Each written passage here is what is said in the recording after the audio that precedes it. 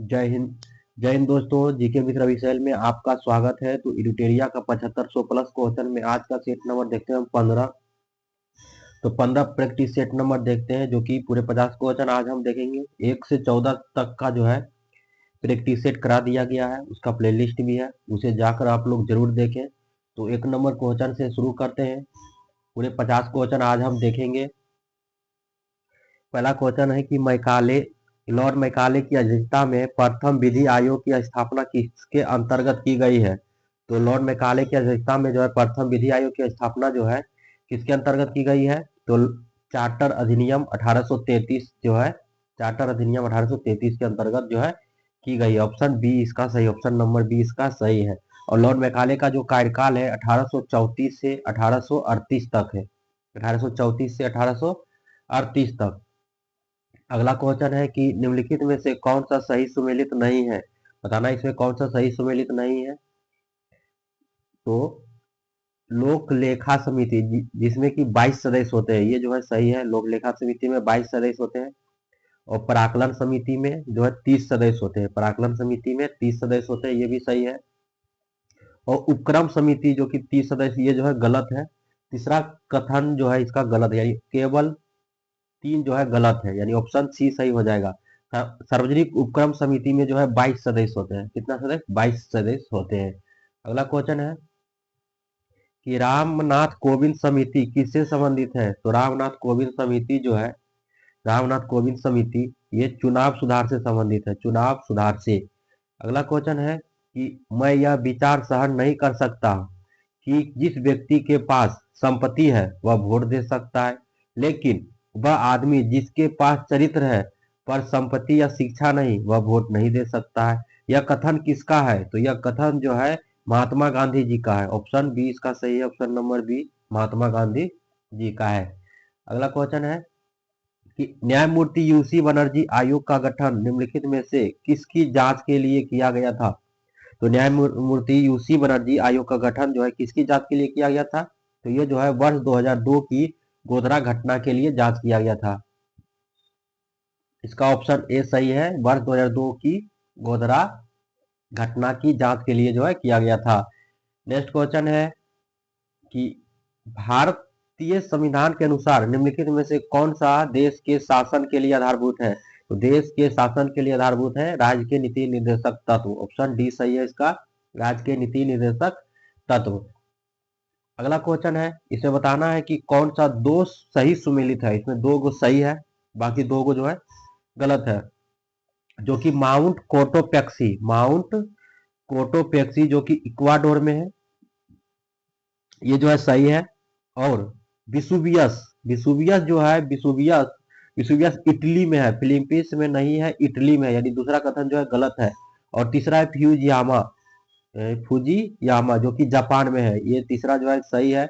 और किलीमंजारो कहाँ है। तो तंजानिया में है। किलीमंजारो कहाँ है? तंजानिया में। यानी इस 7 का सही आंसर हो जाएगा सी, यानी 1 और 3 जो है इसका सही है। 1 और 3 इसका जो है सही है। अगला है कि मानचित्र के कितने घटक होते हैं। तो मानचित्र के जो है 3 घटक होते हैं। कितने घटक होते हैं? 3। दूरी के अनुसार, दिशा के अनुसार और प्रतीक, ये तीनों जो है मानचित्र के 3 जो है घटक है, दूरी, दिशा और प्रतीक। अगला है कि आर्कटिक महासागर तथा बेरिंग जल संधि से जुड़ा महासागर कौन सा है। तो आर्कटिक महासागर और बेरिंग जल संधि से जुड़ा महासागर कौन सा है। तो ये प्रशांत महासागर है। ऑप्शन ए सही है, प्रशांत महासागर। अगला क्वेश्चन है कि चक्रवात एवं प्रति चक्रवात निम्न में से किस प्रकार के पवन का उदाहरण है। तो चक्रवात और प्रति चक्रवात जो है ये कैसा उदाहरण है। तो ये जो है मौसमी पवन का उदाहरण है, मौसमी पवन का उदाहरण है। अगला क्वेश्चन है कि गुप्तकालीन प्रमुख मंदिर स्तूप कौन सा बेमेल है, मतलब कौन इसमें जो है अलग है।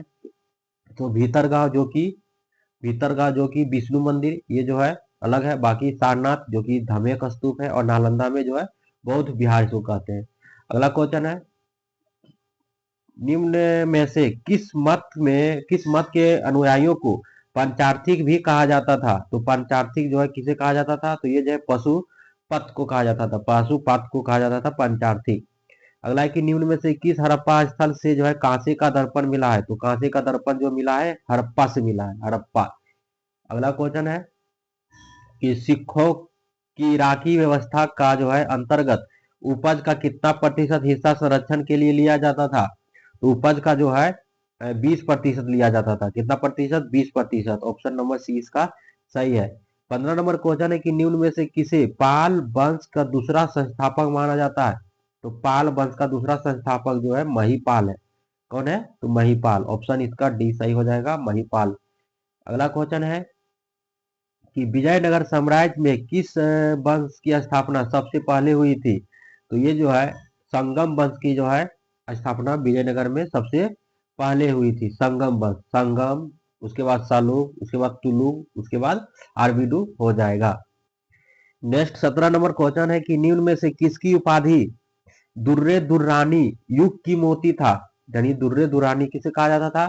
ये जो है अहमद शाह अब्दाली, अहमद शाह अब्दाली जो है दुर्रे दुर्रानी कहा जाता था, युग का मोती। अगला क्वेश्चन है कि किसने कहा था कि कांग्रेस आंदोलन ना तो लोगों द्वारा प्रेरित था और ना ही यह उनके द्वारा सोचा या योजनाबद्ध किया गया था? तो यह जो है किसका कथन था? ये जो है सर सैयद अहमद खां का था। ऑप्शन इसका बी सही हो जाएगा, सर सैयद अहमद खां। अगला है कि राजनीतिक सुधारों को लेकर विरोध करने वाले पहले भारतीय कौन थे? तो राजनीतिक सुधारों को लेकर विरोध करने वाले जो पहले भारतीय थे वो थे राजा राम मोहन राय। ऑप्शन इसका जो है सी सही हो जाएगा, ऑप्शन नंबर सी। 20 नंबर क्वेश्चन है कि कौन सा इसमें जो है सुमेलित सही नहीं है?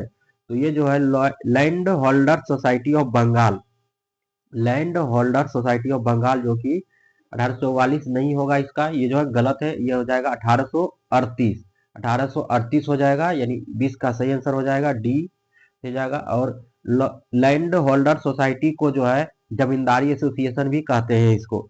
और एशियाटिक सोसाइटी ऑफ बंगाल जो कि 1784 ईस्वी में, और एशियाटिक सोसाइटी ऑफ बॉम्बे 1804 ईस्वी में, और Asiatic royal Asiatic society of Britain जो कि 1823 ईस्वी में हुआ था।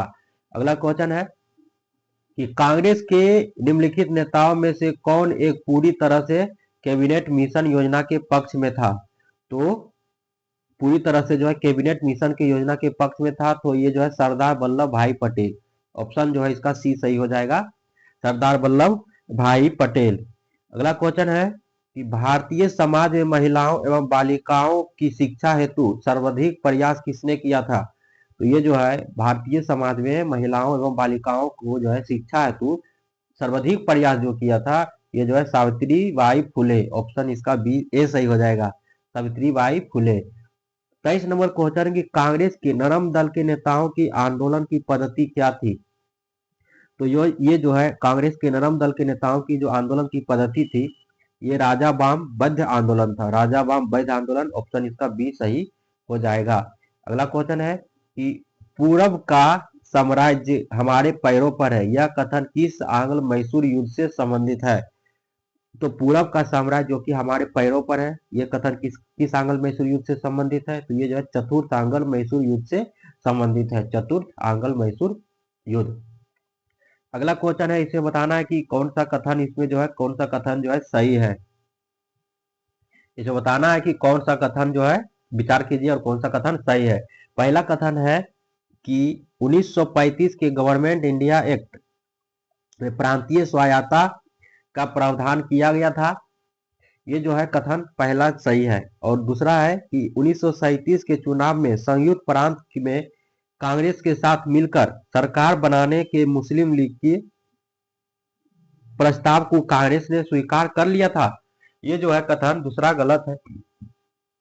स्वीकार जो है कांग्रेस ने स्वीकार नहीं किया था, ये जो है कांग्रेस ने स्वीकार इसे नहीं किया था, यानी 25 का सही आंसर हो जाएगा। केवल एक कथन जो है सही है, केवल पहला कथन जो नहीं सही है।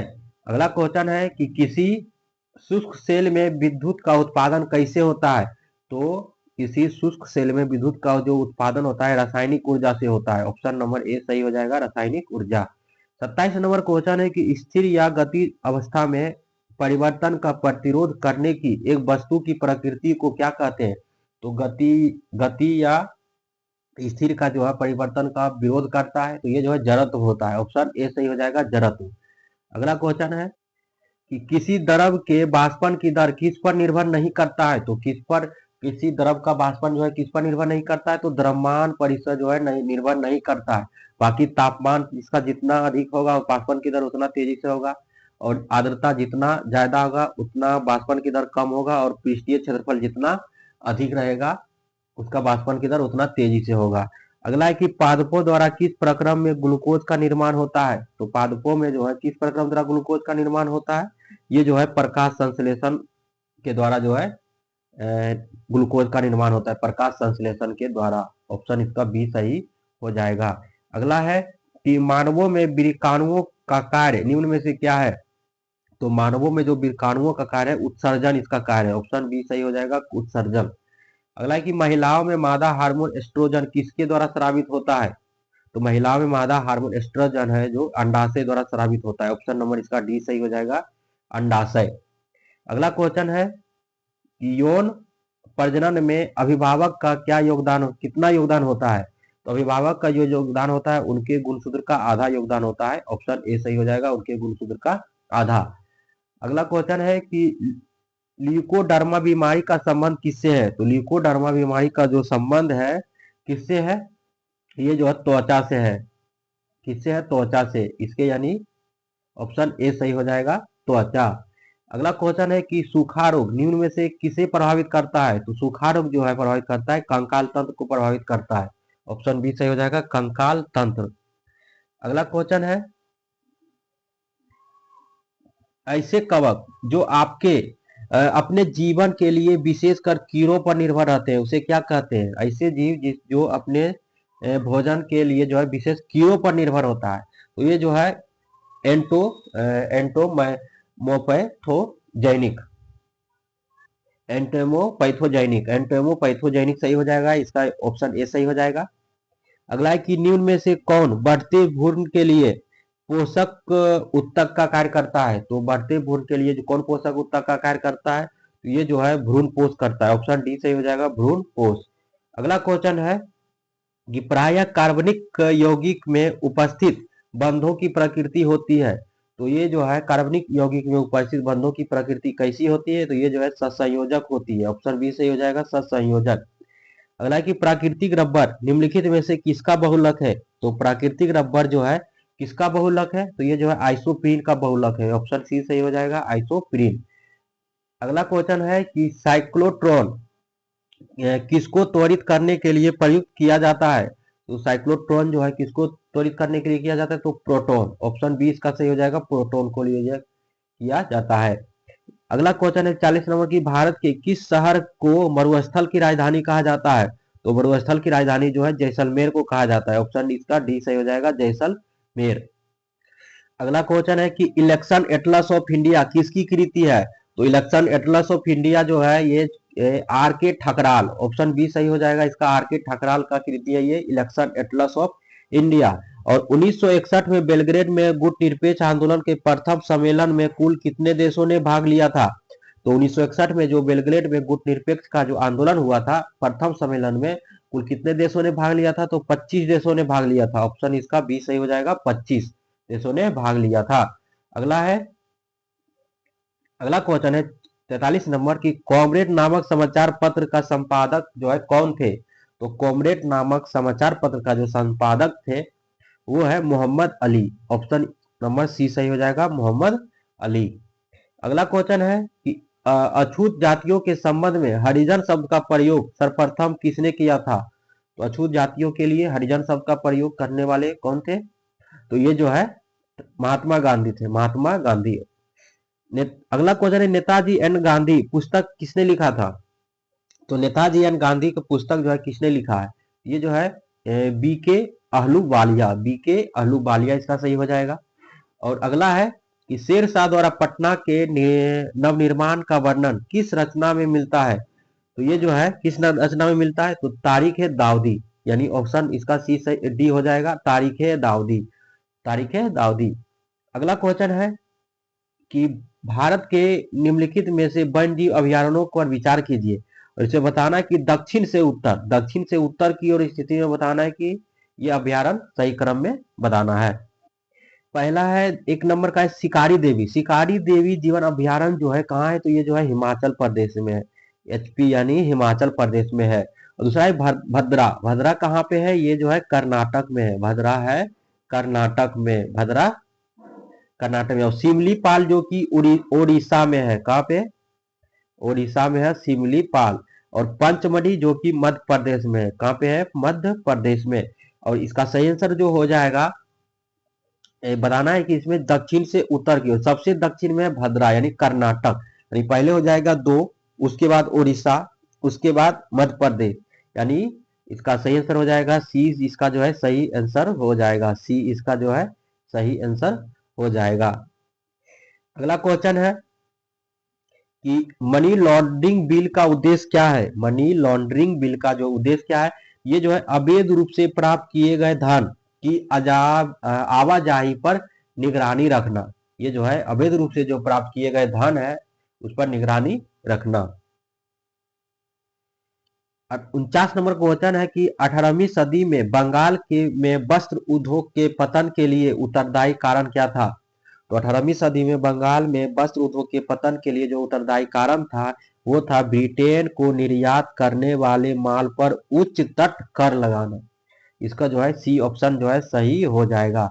अगला है कि मूल्य वृद्धि पर जो है मूल्य वृद्धि के क्या प्रभाव है? तो मूल्य वृद्धि के जो प्रभाव है निवेश पर विपरीत प्रभाव है। निवेश पर जो है विपरीत प्रभाव है। और कुछ स्मरणीय तथ्य दिया हुआ है जो कि बौद्ध धर्म के बारे में दिया हुआ है, इसे भी हम आज पढ़ते हैं। तो बौद्ध धर्म के संस्थापक कौन थे? तो गौतम बुद्ध थे। कौन थे? गौतम बुद्ध। अगला पॉइंट है कि गौतम बुद्ध का जन्म 563 ईसा पूर्व में लुम्बिनी नेपाल में हुआ था। लुम्बिनी नेपाल में हुआ था। अगला है कि इनकी मृत्यु 483 ईसा पूर्व में कुशीनगर उत्तर प्रदेश में हुई थी। दूसरा भी। और अगला पॉइंट है इनके बचपन का नाम जो है सिद्धार्थ था। इनके बचपन का नाम क्या था? तो सिद्धार्थ। और इनके पिता का नाम सुधोधन और माता का नाम माया देवी था। इनके पिता का नाम सुधोधन और माता का नाम माया देवी था। ये जो है बुद्ध को 6 वर्ष की कठिन तपस्या के उपरांत 35 वर्ष की आयु में जो है फल्गु नदी के किनारे इन्हें ज्ञान की प्राप्ति हुई थी। फल्गु नदी के किनारे जो है 35 वर्ष की आयु में ज्ञान की प्राप्ति हुई थी। अगला पॉइंट है कि बुद्ध ने अपना पहला एवं सर्वाधिक उपदेश क्रमशः सारनाथ एवं श्रावस्ती में दिया था। सारनाथ एवं श्रावस्ती में जो है दिया था। अगला है कि बौद्ध धर्म में जो है आत्मा की परिकल्पना नहीं है जबकि पुनर्जन्म की मान्यता है। आत्मा की परिकल्पना नहीं है लेकिन पुनर्जन्म की मान्यता है। अगला पॉइंट है कि बौद्ध संघ में सम्मिलित होने की जो है न्यूनतम आयु जो है 15 वर्ष थी। कितने वर्ष? 15 वर्ष थी। अगला है कि गौतम बुद्ध ने आम्रपाली को सर्वसम्मति से स्त्री रत्न घोषित किया था। सर्वसम्मति से स्त्री रत्न घोषित किया था। अगला है पॉइंट है कि sir Edwin Arnold Edwin Arnold ने गौतम बुद्ध को एशिया का ज्योतिपुंज कहा। कौन? Edwin Arnold. अगला है इसमें बौद्ध संगीति दिया हुआ है, इसके बारे में भी हम पढ़ते हैं। जो कि प्रथम बौद्ध संगीति कब हुआ था? 483 ईसा पूर्व में, जो कि राजगिरी में हुआ था। और इसके अध्यक्ष जो थे महाकश्यप। और किसके शासन काल में? तो अजातशत्रु के शासन काल में। और द्वितीय जो बौद्ध संगीति हुआ था, ये द्वितीय बौद्ध संगीति 383 ईसा पूर्व में। और ये वैशाली में हुआ था। और इसके अध्यक्ष जो थे सावाकामी थे। सावाकामी। और किनके शासन काल में? तो ये कालाशोक के शासन काल में। और तृतीय जो बौद्ध संगीति हुआ था 250 ईसा पूर्व में। और इसका स्थान था पाटलिपुत्रा। और अध्यक्ष मोगलीपुत्र 30। और किसके शासन काल में? तो अशोक के शासन काल में। और चतुर्थ संगीति जो है 98 वर्ष ईस्वी में। और कुंडलबर्ग इसका स्थान था। और वसुमित्र इसके अध्यक्ष थे और शासन काल में। तो कनिष्क के शासन काल में जो है चतुर्थ बौद्ध संगीति हुआ था। अब अगले सेट हम अगले वीडियो में देखेंगे। तब तक लिए धन्यवाद। जय हिंद।